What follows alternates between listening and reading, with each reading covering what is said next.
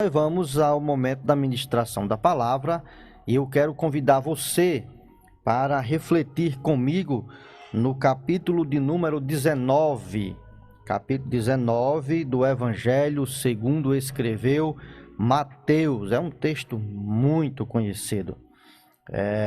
19, versículo 16 do Evangelho de Mateus, que nos diz assim: Eis que um jovem aproximou-se e lhe perguntou: Mestre, que farei eu de bom para alcançar a vida eterna? É uma boa pergunta, né? Um rapaz, a Bíblia diz que era um jovem, o texto, a epígrafe do texto, está escrito o jovem rico, e conta esse episódio desse encontro de um rapaz rico, e eu diria que um rapaz que tem uma vida que a maioria das pessoas gostaria de ter. Uma vida tranquila em quase todos os sentidos.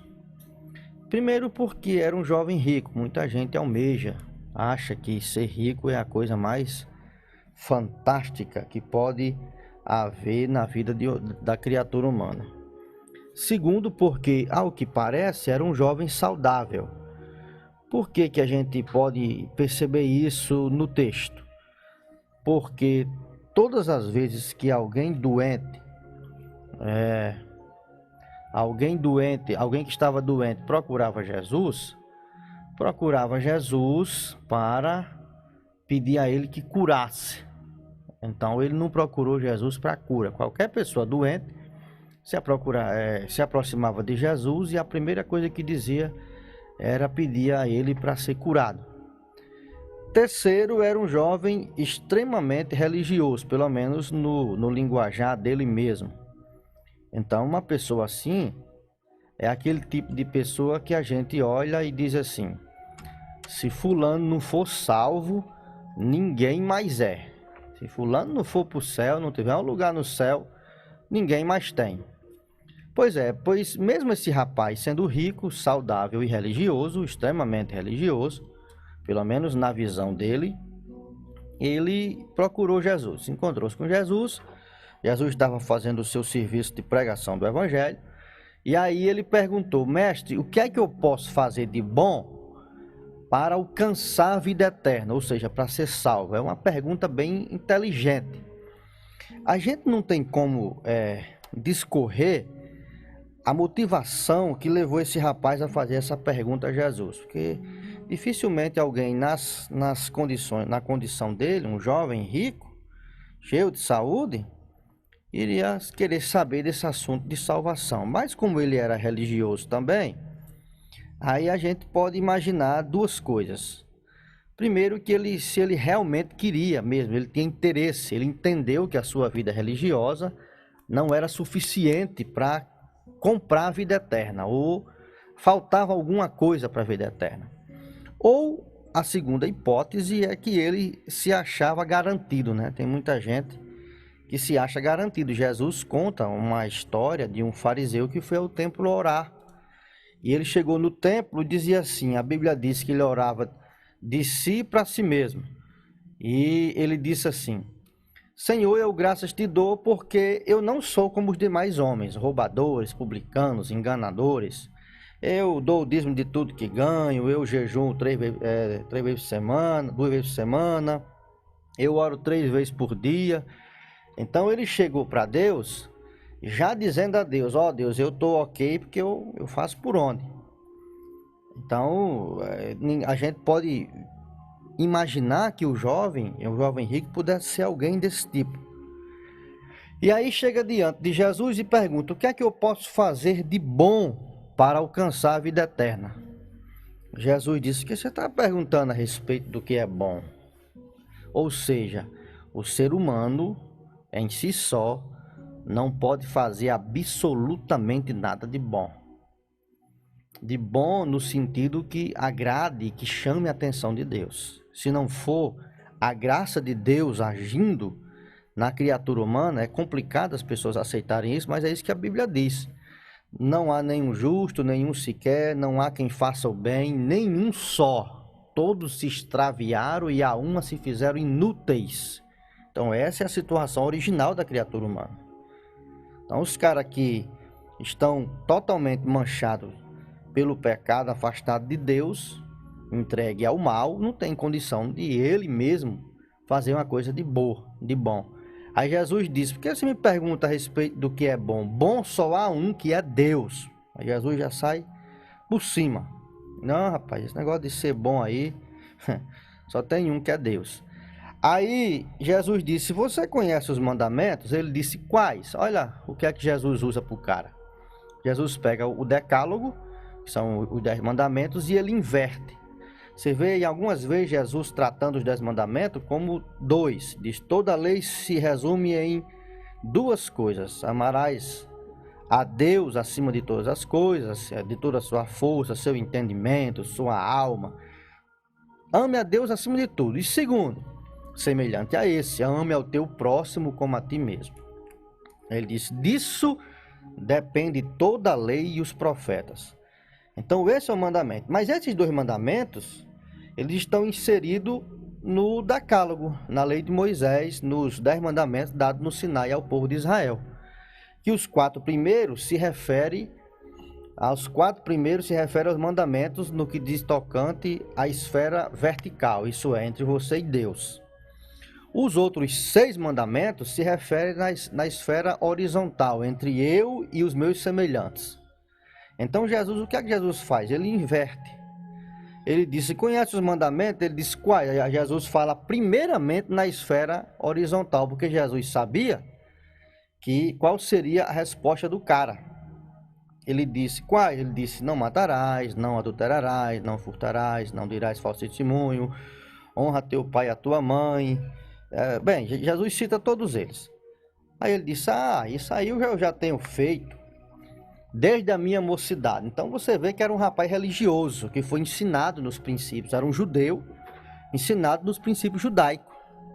E os judeus tinham esse problema, de que porque se baseavam nas coisas visíveis, então estavam garantidos. Mas diante de Jesus, ninguém consegue esconder o que está no coração. Às vezes a gente se apresenta com uma capa de religiosidade tão bonita. Jesus, uma vez saindo de Jerusalém, olha para uma figueira cheia de folhas. Aí a Bíblia diz: Jesus foi lá procurar se tinha figos, se tinha fruto, e não achou nenhum fruto senão folhas. Às vezes a gente é só uma árvore cheia de folhas, bonita, para as pessoas admirar as nossas folhas verdes. Mas quando a pessoa chega perto para encontrar fruto, ninguém vive de folha não, meu filho, vive de fruto. É o fruto que dá vida, que alimenta. Folha não alimenta, só se for um animal. Então Jesus chega para procurar fruto e não tinha, só tinha folha. Aquele rapaz chega diante de Jesus e Jesus perscruta o coração dele, como faz comigo e com você. Diante de Jesus, as nossas, entre aspas, boas obras, elas não são capazes de enganar, de tapear Deus. Aí o rapaz disse: isso aí eu já faço desde a minha mocidade. E aí inventou de perguntar: o que me falta mais ainda? Aí Jesus toca.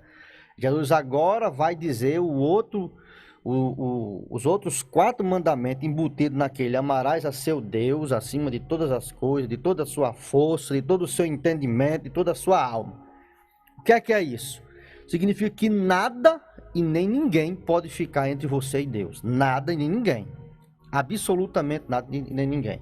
Aí Jesus toca numa área que o cara possivelmente não conhecia, passou a conhecer naquele dia.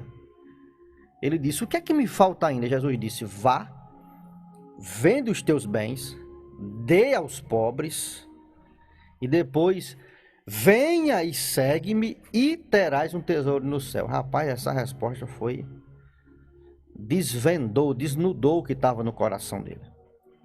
A Bíblia diz: e o rapaz, interessante, a única pessoa que fez uma pergunta como essa foi a única que teve uma atitude avessa à resposta de Jesus. A Bíblia diz: o rapaz saiu triste, foi embora triste, porque era dono de muitas propriedades. Mas por que ele foi embora triste? Ele voltou jovem, voltou rico, voltou religioso e com as suas propriedades. Mas voltou sem Jesus. Esse é o detalhe. Aí você talvez esteja pensando, quer dizer que para servir a Deus, eu tenho que vender os meus bens, minha casa, meu terreno, minha moto? Depende. No caso daquele jovem, o que Jesus estava dizendo era que no coração daquele jovem não era Deus que reinava, eram os bens dele. E os seus bens podem nem ser a sua casa, a sua fazenda, a sua moto, o que você tem, o bem material em si. Eu vou contar um exemplo de muitos anos, esse eu sempre conto. Você vai me ouvir contando de vez em quando. Numa comunidade chamada Carpina, em 1998, eu estive pregando lá, município de Apodi. Quando terminou o culto, foi entre 98 e 2000, foi naqueles anos ali. Uma senhora de 85 anos se aproximou de mim e disse: João Bosco, eu não vou aceitar Jesus por uma coisa. Eu disse: o quê? Ela disse: eu fumo cachimbo. Eu disse: é muita vantagem a senhora trocar Jesus por um cachimbo. Você entendeu? Para aquele jovem, o que ele tinha de mais precioso eram os bens. Para aquela velhinha, era o cachimbo. E para você é o quê? Pode ser, você diz: eu sou jovem, gosto de curtir a vida, da balada. Então, para você, a sua riqueza é a balada. Sua riqueza é a bebida, as drogas, a prostituição, uma vida de crime, de roubo. Eu não vou mais, eu já me envolvi tanto nesse negócio.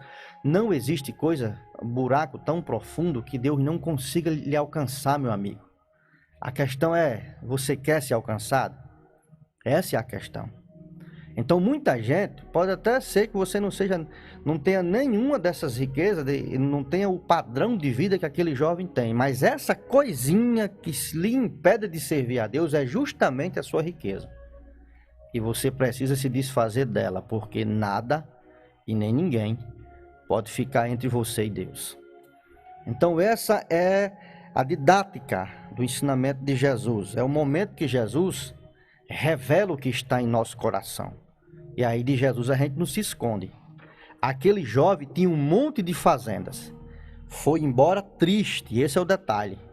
Sabe por que você ainda está triste até o dia de hoje? Porque você não abandonou os teus bens. Isso é, essa coisa aí que você sabe o que é, que lhe impede de servir a Jesus.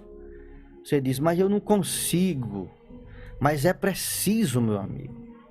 Não está dizendo que é fácil, mas está dizendo que é preciso.